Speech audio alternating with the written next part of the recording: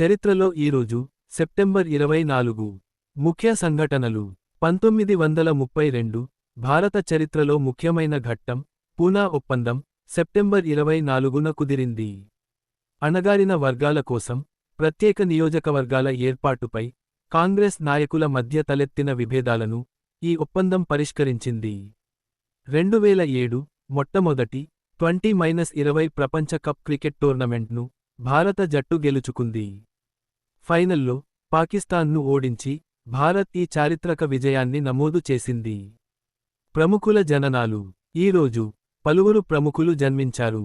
వారిలో ఇరాన్ మత నాయకుడు ఆయితొల్లా ఖొమైనీ 1902, ప్రసిద్ధ రంగస్థల, సినిమా నటుడు ధూళిపాళ్ల సీతారామశాస్త్రి 1921, ఆంధ్ర కమ్యూనిస్ట్ ఉద్యమ నాయకుడు కొరటాల సత్యనారాయణ 1923 ఉన్నారు.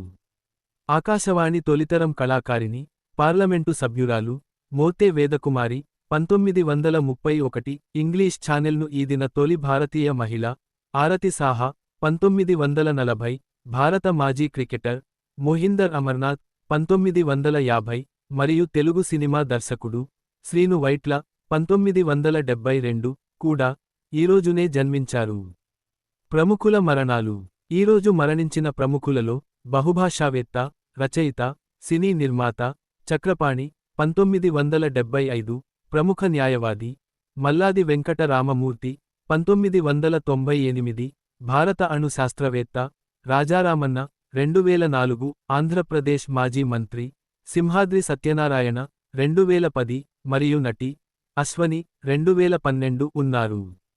జాతీయ అంతర్జాతీయ దినోత్సవాలు సెప్టెంబర్ 24న పాటించే ముఖ్యమైన దినోత్సవాలు: యాస్టరిస్క్ ప్రపంచ హృదయ దినోత్సవం, యాస్టరిస్క్ ప్రపంచ నదుల దినోత్సవం, యాస్టరిస్క్ ఎన్.ఎస్.ఎస్ దినోత్సవం.